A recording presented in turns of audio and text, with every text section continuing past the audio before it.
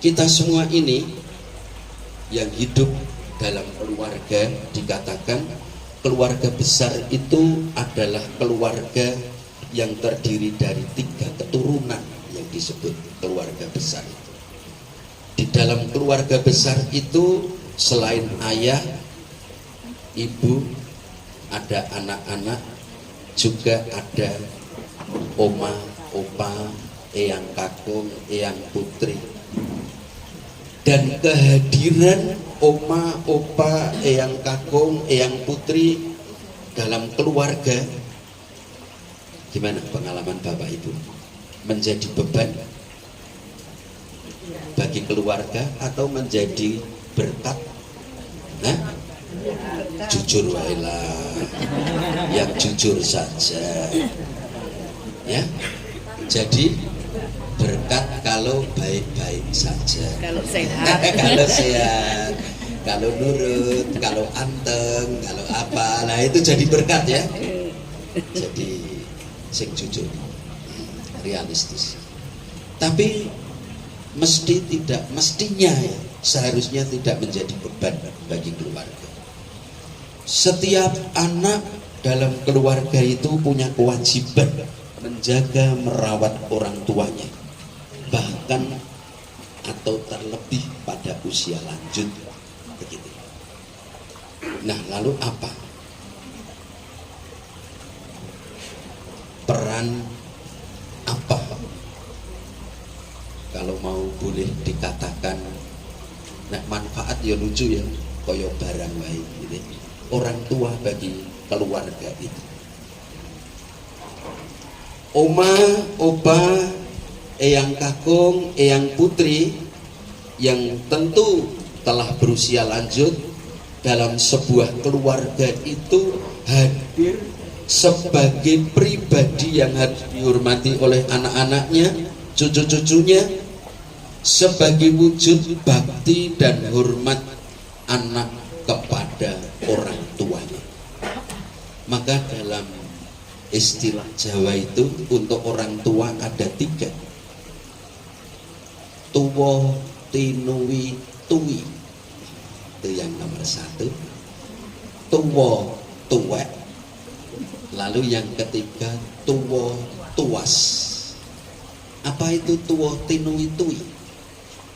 Artinya orang tua yang memang sungguh karena usianya memang panjang, punya kebijaksanaan, menjadi teladan, sehingga orang Jawa mengatakan disuyuti, dibekteni, lalu dikunjungi, seperti itu. Tuwa, tinuwi, tuwi, dituweni, tinuwi, tuwi. Ini semua pasti pengennya begitu ya. Lalu tidak menjadi kesepian. Lalu tuwa-tuwek. Tuwa-tuwek itu tuwa karena umurnya memang sangat panjang. Tua karena usianya panjang banget. Meskipun sebetulnya tua itu dalam istilah Jawa itu tidak harus usia panjang. Ada anak-anak usia baru 17 tahun, orang mengatakan wis temuwo gitu ya. Dia pikirannya dewasa banget, bijaksana banget, bisa berpikir panjang, bisa mengolah rasa, mengolah kata, mengolah tindakan. Ning ono sing wis 70 tahun malah kaya bocah cilik ya ono. Ono wong tua kok bocah. Ning ono iki bocah kok nuwani gitu ya, semacam itu. Lalu yang ketiga tadi tuwa tuas. Tuwa tuas ki wis tuwa, ora iso dicontoh, nggak bisa diteladan, nggak bisa di pokoknya malah jadi kacau. Itu namanya tuwa tuas. Yang menarik selain itu, oma, opa, eyang kakung, eyang putri dalam sebuah keluarga juga memiliki fungsi, yaitu menjadi saksi masa lalu dan sumber kearifan bagi kaum muda untuk masa depan. Saya ingin mengatakan ini ya, orang-orang tua seperti Oma Tina ini adalah saksi dari masa lalu,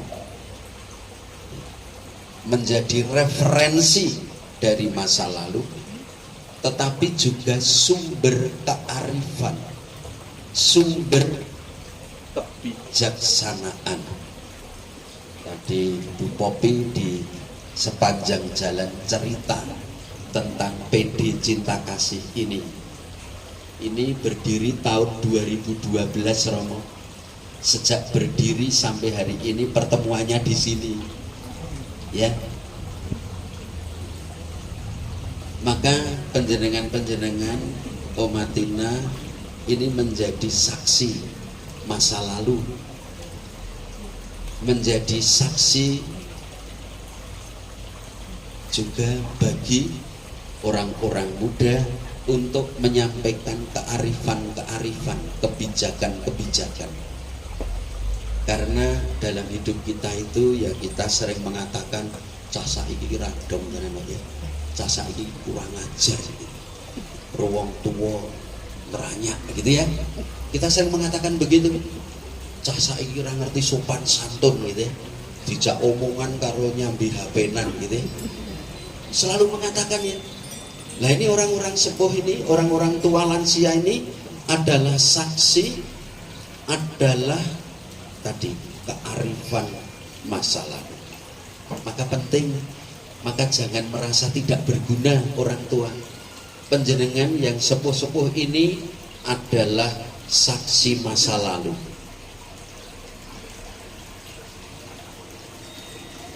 Para usia lanjut kerap kali mempunyai karisma untuk menjembatani kesenjangan generasi sebelum semua itu terjadi. Nah ini penting, panjenengan sepuh-sepuh ini selalu menjadi apa tadi? Menghubungkan, menjembatani. Ya, kalau tidak ada jenengan jur piye ngerti masa lalu. Dan itu terjadi karena karisma-karisma yang dimiliki. Para ibu yang ada di sini masing-masing punya karisma. Bu Popi punya karisma, katanya menjadi ketua dulu Rotari ya sampai sekarang ini. Tahun 2012 itu ya. Lalu membentuk ini karisma. Dan ini menjembatani, menjadi jembatan. Karena kalau tidak, piye? Untuk meneruskan apa yang baik dari masa lalu ketika tidak ada yang menjembatani berikut. Itu fungsi lain. Dikatakan hidup yang semakin tua bukanlah masa yang suram, tetapi merupakan masa di mana Tuhan telah menempa seseorang dan ia telah melewati masa itu. Masa tua seharusnya menjadi masa yang mendatangkan bahagia. Bahkan kematian pun akan jadi akhir yang membahagiakan. Dilalah kok bacaan pertama tentang itu.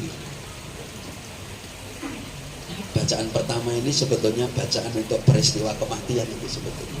Kebijaksanaan. Tentang kebijaksanaan. Luar biasa. Tetapi mau mengatakan bahwa ibu-ibu memasuki atau semakin tua itu sebetulnya harusnya menjadi semakin bahagia.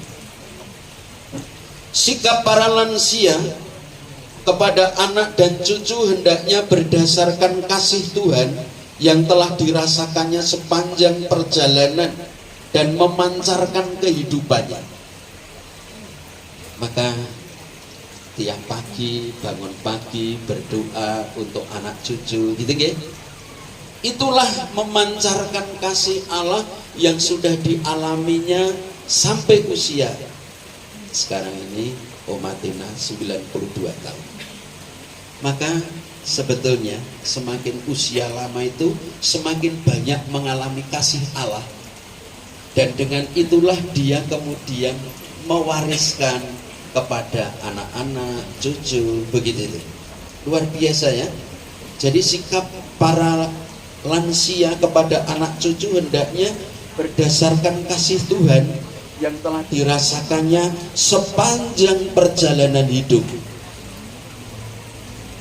Maka dalam hal mengalami merasakan cinta Tuhan, saya belum apa-apanya dibandingkan Oma Tina 92 tahun loh ya. Saya baru mau kepala 6.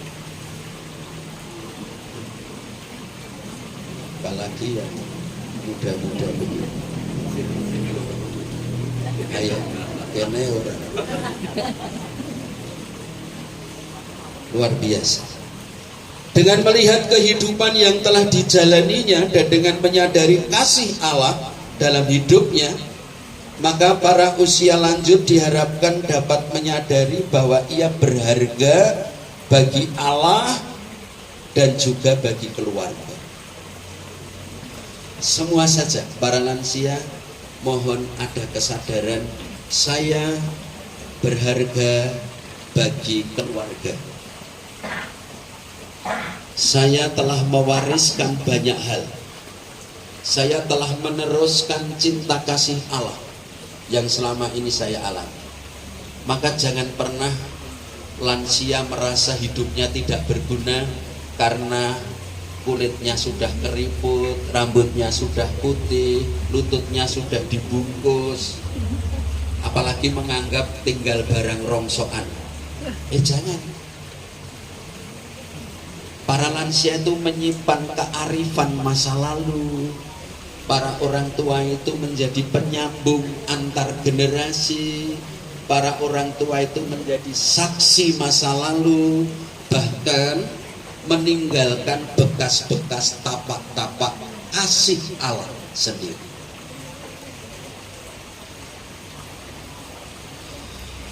Akhirnya saya mau mengatakan para usia lanjut berharga bukan karena apa yang bisa dikerjakan dan yang dilakukan. Mereka berharga karena mereka telah melewati suatu masa yang panjang, masa penuh kasih dan penyertaan Allah yang dapat menjadi teladan bagi anak cucu. Ingat ya, inilah tema bacaan Injil hari ini. Kok yang dilalai pas deh. Dan ini bacaan Injil ini menjadi moto saya. Saya tulis selalu setiap kali saya pindah dari satu tempat ke tempat lain. Silahkan dibaca bagian terakhir bacaan Injil. Apabila kalian telah melakukan segala sesuatu yang ditugaskan kepadamu, hendaklah kalian berkata, kami adalah hamba-hamba tak berguna. Kami hanya melakukan apa yang harus kami lakukan. Ini ayat kunci saya. Saya tidak akan pernah menghitung apa yang sudah pernah saya buat. Saya tidak pernah menghitung jasa saya apa. Saya pernah menjadi romo parokinya Pak Alin ini. Aku teko bangun, lungo pas bangun, lungo ya lungo. Gak usah metung, gak usah mikir apa ya yang sudah saya pernah buat, apa yang pernah saya lakukan, apa ya monumennya. Gak tahu gagas. Saya hanya hamba-hamba yang tak berguna. Yang saya tahu, saya hanya melaksanakan apa yang harus saya lakukan. Persis para usia lanjut, Oma, ya. Bukan karena apa yang bisa saya kerjakan, saya lakukan, saya itu berharga. berharga karena telah melewati suatu masa yang panjang, masa penuh kasih dan penyertaan Allah yang dapat menjadi teladan bagi anak cucunya. Itu. Tadi malam saya memberi sedikit rekoleksi ibu-ibu di lingkungan BIPIS. Saya menyampaikan surat orang tua kepada anak cucunya. Para orang tua itu mengatakan, anak cucuku, jangan bentak saya kalau memecahkan piring, karena saya sudah tidak benar lagi kalau pegang piring tremor gitu ya. Jangan marahi saya kalau saya ngompol di tempat tidur ya. Jangan bentak dan marahi saya kalau saya cerita itu berulang-berulang dan seterusnya. Ingat ya, anakku 8, saya harus melatih omong ketika bayi. 8 itu berarti berapa tahun? Saya harus mendengarkan ketika kamu semua latihan bicara, latihan omong tidak pernah jelas. Kalau kamu sekarang harus menuntun saya berapa meter, dulu saya ngelatih kamu berjalan itu berapa lama. Dulu kamu ngompol di tempat tidur, bukan hanya ngompol saja, yang lain-lainnya. Berapa tahun saya harus mengganti celana popok pada jam, pada waktu yang tidak menentu. Seterusnya banyak sekali. Terus pada nangis itu. Ingat, itu mau menunjukkan bahwa oma, opa, para lansia itu berharga, berguna, berjasa, bukan karena saat ini apa yang dilakukannya, tapi telah melewati masa yang panjang, masa penuh kasih Allah, dan dari situ memberikan teladan-teladan baik. Maka mengakhiri dari homili saya ini ya, mari kita nyanyikan lagu yang satunya lagi. Kalau baik ya nanti dibawa pulang ya. Hidup adalah kesempatan, mumpung masih diberi hidup, supaya menjadi berkat bagi anak cucu, menjadi berkat bagi banyak orang. Lah kesempatan hidup ini untuk melayani Tuhan. Jangan sia-siakan waktu yang Tuhan beri. Hidup ini hanya sementara. Oh Tuhan, pakailah hidupku selagi aku masih kuat.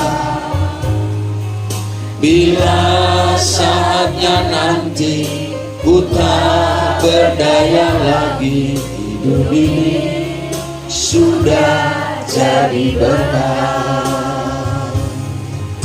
Hidup ini adalah kesempatan.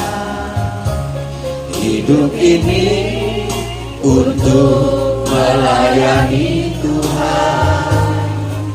Jangan sia-siakan waktu yang Tuhan beri. Hidup ini hanya sementara. Oh Tuhan, pakailah hidupku selagi aku masih kuat. Bila saatnya nanti ku tak berdaya lagi, hidup ini sudah jadi berkat. Oh Tuhan, sekali lagi. Oh Tuhan,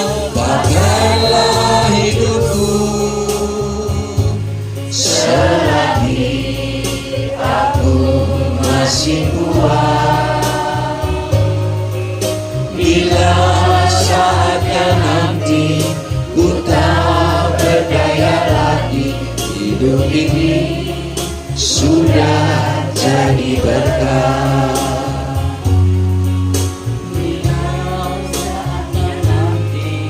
Ku tak berdaya lagi, hidup ini sudah jadi berkah.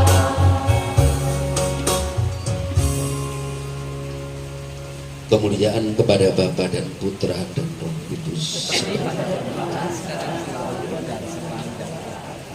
Sekarang mari kita sampaikan doa-doa kita bagi gereja yang kita cintai.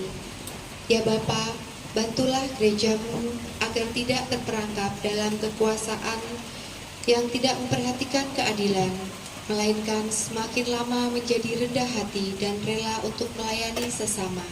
Kami mohon, kabulkanlah doa kami ya Tuhan. Bagi bangsa kita, ya Bapa, bantulah agar bangsa ini menjadi bangsa yang membawa kebebasan